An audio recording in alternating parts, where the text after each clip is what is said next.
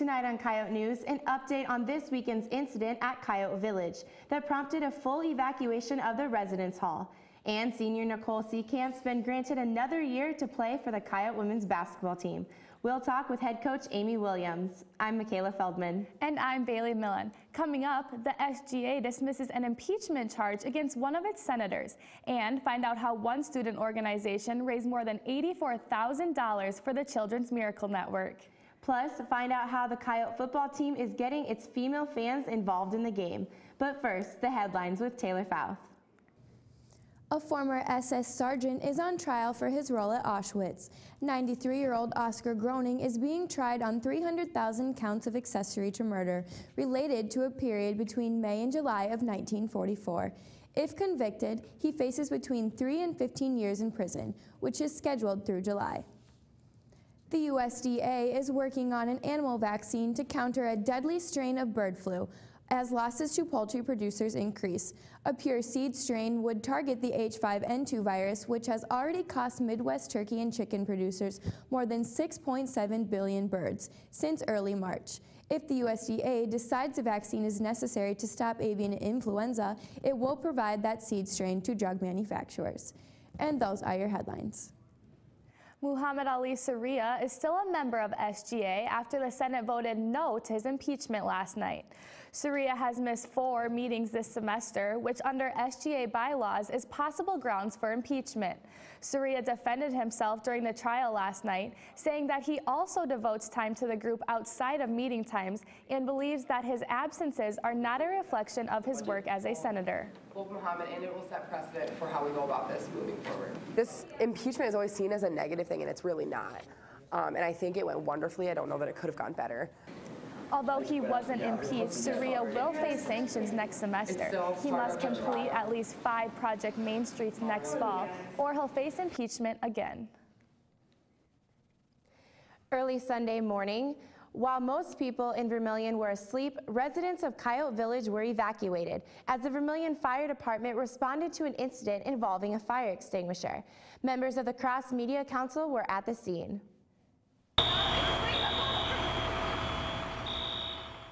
Things may seem quiet now, but early this morning, students were evacuated from Coyote Village as fire crews came to investigate an incident in the residence hall. Emergency officials arrived on scene just before 2 in the morning after being alerted of heavy smoke on the 4th floor of the residence hall. Fire crews immediately began making sure students were out of the building as they began to investigate. When they made it to the top floor, they confirmed that it was an actual fire extinguisher that somebody had discharged in the hallway, running down the hall with the fire extinguisher. Once the fire extinguisher was activated, the floor filled with sodium bicarbonate, a chemical released to extinguish flames. Draper said it's that substance students thought was smoke.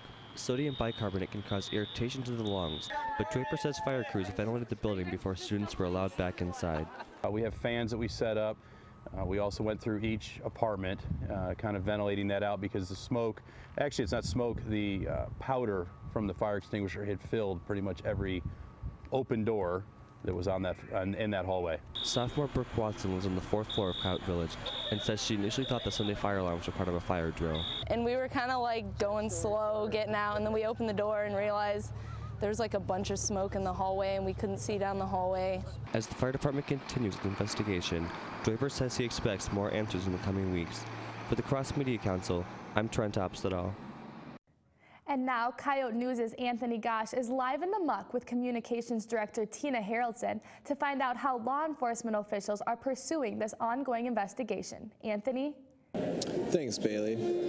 I'm live in the muck here with Tina Haraldson, who is the Communications Director, to give us an update on the situation that happened this weekend in Coyote Village with the fire extinguisher. Thank you for being with us. You're welcome. Have the officials found the person responsible for this? They haven't. I checked just before I came over here today, and they're still looking into it. How are the officials searching for this person? Well, one thing they're doing is reviewing any videotape that might have been available from any security cameras. They're also interviewing a lot of students from Coyote Village, and I'm sure Pete Jensen, our head of police, would want me to say if anyone knows anything about it, if they would please go ahead and contact University Police, because we would like to get to the bottom of it. What are the ramifications of committing acts such as this? Well, there's a certain amount of cleanup that has to happen, which is expensive. The fire extinguisher itself is not reusable. It has to be recharged. There's an expense in that. And then there's just the factor that making a false report of something like a fire or causing people to panic when they think there's a fire, you could have injuries, or you could have a possibility of theft when everyone runs out of their rooms. It's just not something that we take lightly. We want everyone's safety to be a priority. Altogether, what were the total damages that were caused? I don't know yet. Okay, thank you so much. Thank you. Live from the Muck, I'm Anthony Gosh. Back to you, Bailey. Thanks, Anthony. Coming up after the break, the details on how one student organization raised more than $80,000 for the Children's Miracle Network this weekend. And find out how USD is celebrating Earth Day all week. Stay with us. Hey guys, guess what day it is? Anybody want to guess what day it is? Guess.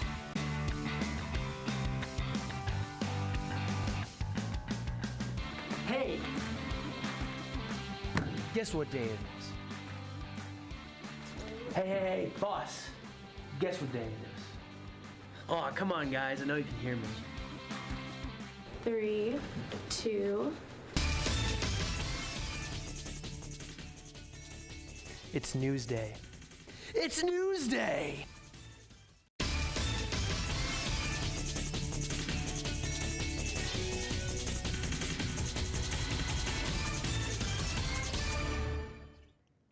This year, USD's Dakotathon raised more than $84,000 for the Children's Miracle Network, surpassing its original goal of $61,000. As Coyote News' Trent Opsdahl reports, this 24-hour event is about more than fundraising. To most people, Jackson Sheff looks like the average 5-year-old that'll be going to kindergarten in the fall. But there's something about him that makes him a little different from other children. My name is Jackson. I'm 5, and my brother's 2, and he can see close. He can see far. I can see close. Jackson was born with a gene defect where his eyes are missing pigment that makes it possible to see correctly. He's been in and out of healthcare facilities all his life to help correct his vision, but this past weekend, Jackson and his family came to campus for USD's annual Dakotathon event. The 24-hour dance marathon raises funds for Children's Miracle Network, an organization that provides aid to families like Jackson's. The cool thing is seeing all these college kids giving their time and effort to help a cause like CMN. I mean, that's amazing. More than 400 students laced up their dancing shoes for the fundraiser, which the event organizers say is nearly double the amount of last year's participation numbers. For Dakotathon members, the reasons they committed 24 hours of their time all came back to the same idea. We were trying to fight for them so they don't have to. You just see the biggest smile on their face. We're here to make miracles happen. 24 hours, but that's nothing compared to what the families go through. Dakotathon members met with families who receive aid from Children's Miracle Network to hear their stories. Jackson's message was simple. Never give up, believe in yourself, and take a chance. Organizers say the 24-hour dance marathon is a way for everyone to celebrate their fundraising efforts and to see part of its impact. For Coyote News, I'm Trent Opsdahl. Even though this year's Dakotathon event just ended, planning for next year's fundraiser is already underway. Last week, students from across campus presented their research at IdeaFest. Posters lined the halls of the Muck to showcase in-depth research done by undergraduate and graduate students. Eodia Chua chose a different approach to presenting her research. And what I wanted to do was to kind of use my hobby of photography to link it and relate it to psychology, which is what my career is going to be in. Chua photographed residents of a community house in Sioux City, an organization devoted to supporting refugees in the community. Psychology, very often, I think, with the refugee community, we focus on the difficulties, the challenges that they face, but to the neglect of their strength, tenacity, perseverance. Chua's gallery will be heading to Sioux City next. It's Earth Day, and recycling, turning off the lights when you leave a room, and even washing your clothes in cold water are all ways you can become more sustainable. On this week's Yote Report, Erica Arpan looks into Earth Week and finds out how USD is trying to become more green. Earth Week is all about keeping the Earth clean and learning how to become more sustainable. Each day of Earth Week is filled with events to help educate students, faculty, and others on how to be more environmentally friendly. With the different happenings during the week, students get the opportunity to learn more about Earth Day and how the Vermilion community is getting involved. Megan Jarkow, the Sustainability Club advisor, says students can find some easy and great ways to become greener. Just so many really easy behavioral changes that we can make. I think that there's something for everyone to do, that you can pick the areas that are the easiest for someone to start. On Tuesday, students and others were welcome to attend a Great Plains Environmental History Roundtable, where 4 experts sat on a panel to discuss the topic as well as engage with the audience. Later in the evening was a showing of The Crisis of Civilization that was also open to the public. Jarkow, as well as the Sustainability Club, are working on ways to help others become more aware of their surroundings and what they need to do when it comes to being green. We're launching the Bring Your Bag campaign, and so one easy thing that people can do is, rather than using single-use bags, is to use a reusable bag when you get groceries. If you're trying to be greener, recycle bins are located all around campus. For the Yote Report, I'm Erica Arpan. Coming up after the break, the USD Theater Department is bringing Dr. Seuss's books to life. And learn about programs that keep students active on campus, even during the summer months. Stay tuned. Okay, so like tonight on the news, oh my gosh, you won't believe it. Yo, what's up? It's D-Dog, and this is Coyote News. Is this camera making me look fat? Let's get ready to rumble! So, did I get the part?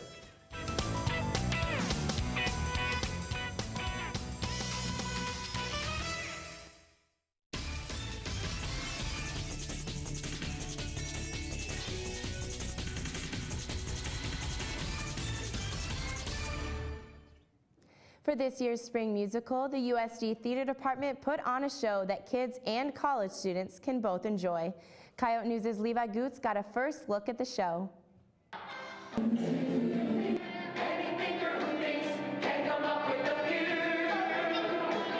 This week, the theater department is putting on Seussical the Musical. The show features stories and characters from popular Dr. Seuss books. The show features the largest cast of any production this year, but the cast is not all college students.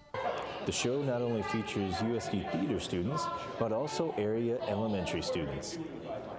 Theater majors said that the kids were fun to work with, and many were very talented for their age. The little girl who's playing JoJo, Ella Whitmus, she is just a ball of fire, and she is so talented and already at like age 12, just really good at what she does without even really knowing it. Cast members said while the show is exciting and creative, Seussical reflects something else about Dr. Seuss's books. He does have messages from his books that he likes his readers to take away, and I think the same is from the show, that to pay attention to people even if they're smaller than you are. For Coyote News, I'm Levi Goots. Seussical is being performed at Wayne Knutson Theater today through Monday. Tickets are $5 with a student ID. USD's campus may be quiet during the summer months, but students are still present at the university for programs like Summer Bridge and Coyote Crew. Those are two of the programs available to incoming students during the summer. Peyton Hunt is involved in both. So Coyote Crew, we're just kind of the student leaders on campus that help with the fast tracks and the one overnight registration. It's pretty much orientation in a day. Summer Bridge is a time when students can live on campus and take classes before the fall semester. Advisor Lindsay Sparks says it helps with the transition between high school and college. Hunt says the summer tours also give students a chance to meet with admissions counselors and to see all of USD. Just thinking about graduating college may seem far away, but have you ever thought about what life will be like after your degree? Coyote News' Kayla Dorhout finds out why you should start thinking about that life today. Susan Hagestead is a program coordinator for the public library. Hagestead says that music and art therapy is important, and that's why she decided to bring the documentary Alive Inside to Vermillion. I watched this trailer and immediately was, filled with this intense desire to bring it to Vermillion, I guess is the best way to say it. So why should students take an interest in these discussions? Even if you aren't thinking about it yet, there is life beyond adulthood, and Alive Inside shows how music can positively affect that quality of life. Ari Albright facilitated the discussion following the screening and was excited to join the event. When I heard about this film and Susan wanting to bring it into the community, I thought, well, this is a very good opportunity to talk about arts and healthcare on a broader level with our community. Attendees were able to speak with the man behind the film, Dan Cohen. Cohen says even college students can help by creating music playlists and finding the right music for each resident. To find out what truly holds personal meaning for someone, but once you find that, especially if someone has dementia, that's where the big win is. There is a care center that offers the program here in South Dakota, and Cohen hopes this message continues to spread. For Coyote News, I'm Kayla Dorhout. This screening is just one of many events the Vermillion Public Library holds throughout the year. On this week's Coyote blog, Andy Hartman shares her opinion about high schoolers and college. So I have a struggle that I'm sure almost everyone has. My struggle is I'm Facebook friends with people who are still in high school, and high schoolers are annoying. I know that I'm only a freshman, and I was a high schooler not even a year ago, but I'll be honest, even when I was in high school, high schoolers annoyed me. But now I can truly see the contrast between being in high school and being in college. The main difference is you actually have to try in college. I see high schoolers posting about how they're so ready to graduate and how hard their classes are. Do you know how you pass high school classes? You show up. Do you know how you pass college courses? Sacrifice your soul and also pay the equivalent of a down payment on a house twice a year. I get that you're excited that it's 27 days, 7 hours, and 42 minutes until graduation, and not that I'm counting, LOL. But guess what? The closer you get to graduation, the closer you get to starting college. And the closer you get to starting college, the closer you are to your first finals week. Then we'll really see how hard your classes are. Good luck. College is great, don't get me wrong. I am more than thrilled that I'm done with high school. High school was lame, especially since Troy Bolton did not attend my high school. But keep in mind, after you graduate, your stress levels are only going to rise. For Coyote Blog, I'm Andy Hartman. Thanks, Andy. Coming up after the break, find out how the Coyote football team is getting its female fans involved in the game. Stay with us.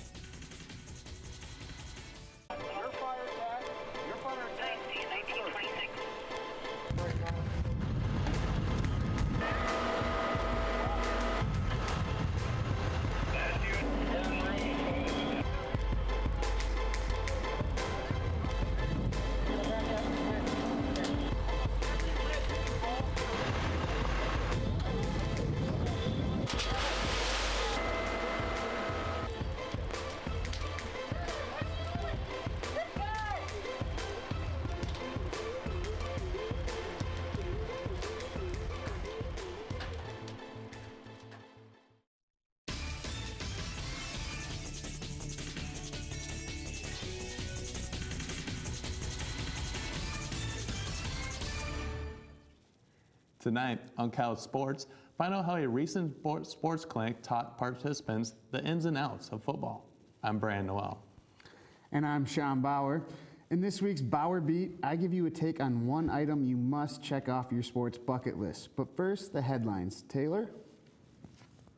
A federal judge has granted approval to the settlement of long-running concussion litigation between the NFL and retired players. This means that retired players suffering from complications, including concussions and Alzheimer's, will be compensated. The monetary awards are determined by the number of seasons played and the age at the time of diagnosis. Former Heisman winner Tim Tebow signed a one-year deal Monday with the Philadelphia Eagles. Tebow last played an NFL game back in 2012 as a member of the New York Jets. He's been working for the ESPN as a college football analyst since leaving the NFL. And those are your headlines. Summit League opponents may not have enjoyed this news, but senior Nicole Seekamp has been granted another year of eligibility to play for the Coyotes. Now, Coyote News' Levi Goots is live in the muck with head coach Amy Williams to find out what this means for next season. Levi? Thanks, Brandon.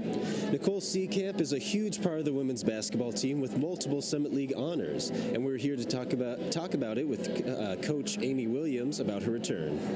Thank you so much for being with us. So, why did the NCAA decide to allow Seekamp to have another year? Well, I think that they took another look at her circumstances and recognized that the participation that she had after high school graduation in Australia did not warrant an entire season penalty, and so they took a look and knew that I think the NCAA is trying to take a more student-athlete friendly kind of approach and make sure that the punishment is fitting the crime. And in this case, they looked back and thought that an entire season for her to give up was too harsh, and based on all of the circumstances that went into that. And so we're really happy they took another look.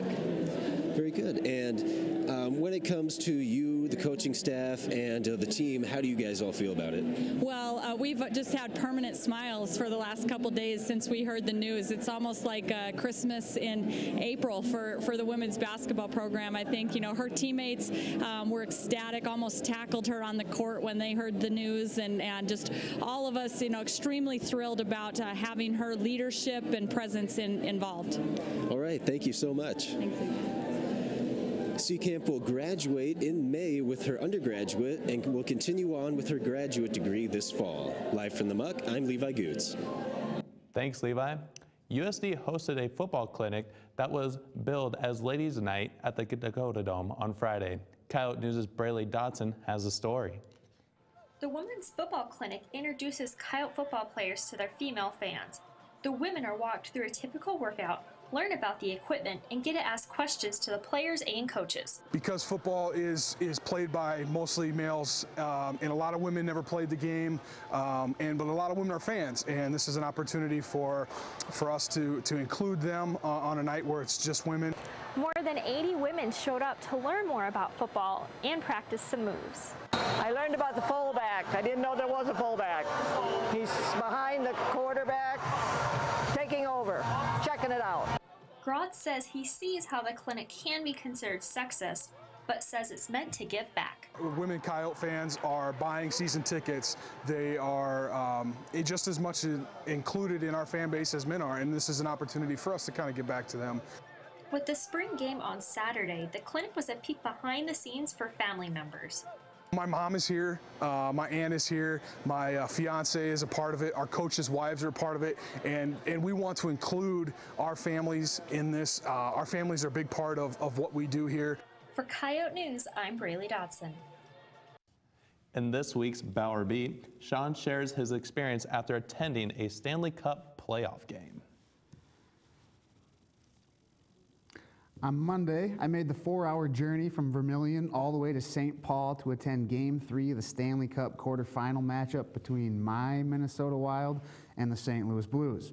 Fortunately, the Wild were able to win the game, so I was quite thrilled, but no matter what the result could have been, attending a Stanley Cup playoff game was enough for me to consider the trip worth it. If you're a sports nut like myself, you may have a sports bucket list where you have stadiums you want to attend or an event like the Super Bowl you want to go to. If it's not on your bucket list, I suggest adding a Stanley Cup playoff game to that list. There isn't a better environment in professional sports than the playoff hockey game. The passion in the fans and the players is something unmatched by any other sport. When a goal is scored by the home team, you can't hear yourself think it's so loud. Anytime the home team scores, the crowd's reaction is the same. Imagine how loud the crowd at an NBA playoff game is when a buzzer beater's hit, and that's what you get for every goal the home team scores at a playoff game.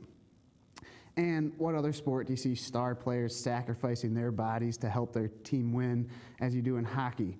You won't see an NHL player leave a game because of cramps, talking to you, LeBron. Instead, a player will take a puck to the face, have the trainer stitch him up quick, and he's back on the ice without missing a shift. That can't be beat. So if you're into sports and you enjoy watching them play it at their best, I suggest adding a Stanley Cup playoff game to the list. And that's the Bauer Beat. Thanks, Sean. Coming up next, everyone makes mistakes, And on this semester's last edition of Coyote Shorts, we take a look at some of the bloopers that never quite made the cut until now. Stay with us. Okay, so like tonight on the news, oh my gosh, you won't believe it. Yo, what's up? It's D-Dog, and this is Coyote News. Is this camera making me look fat? Let's get ready to rumble!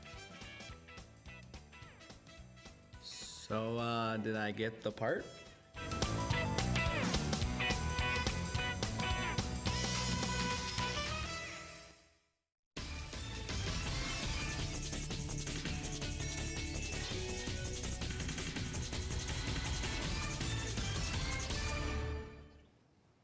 Hillary Clinton, Ted Cruz, Rand Paul, and Marco Rubio have all announced they'll be running in the 2016 presidential election. On this week's Out and About, we asked students who they would like to see as the next president. I would like to see him president 2016.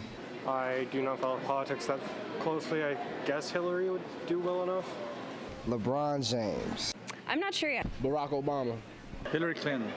I have to admit I haven't followed that very much. I'm not sure yet. Have Neil deGrasse Tyson become the president with Bill Nye the Science Guy as his vice? Hillary Clinton. Maybe Snoop Lion. I don't have an opinion on who should be president yet. I'm waiting for everybody to come out. Hillary Clinton. I don't know.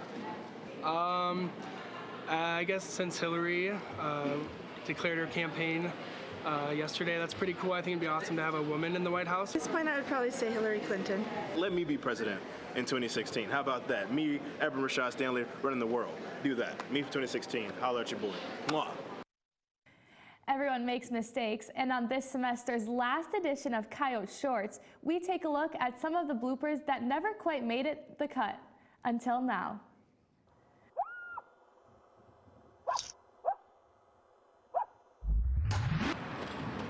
You gotta run in and out of the frame. Do it again. No. Go that way more. You're in the frame still. Go that way more. Go a long distance. There. You know what I'm saying?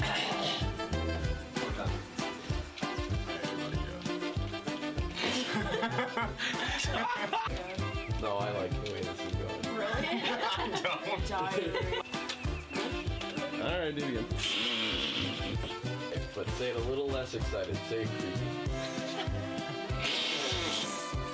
Adopt any verm cat at your orange Jalili. Vermilion also has an abundance of wildlife. Oh, hey there, little Galoo. Oh, yeah. Oh! Oh! Why don't we have people here to like powder our nose and stuff? Hey, Kat. How'd your blind date with Joe? Start over. Hey, Kat. So how'd your date with blind? Don't put that in there. For people who have What would you do for a dome dog?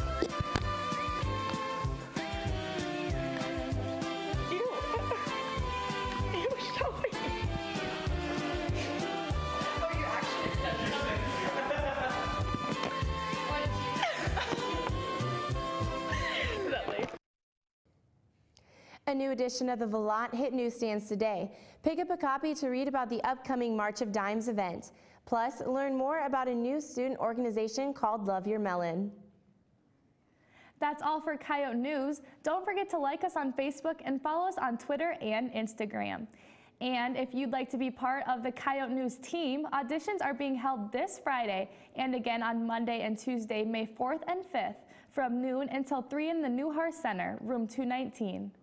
Coyote News is done for the semester, but we'll see you next week for the Red Report. Remember, it's not real news, it's a Red Report. We'll leave you with highlights from this year's Dakotathon. Have a great night.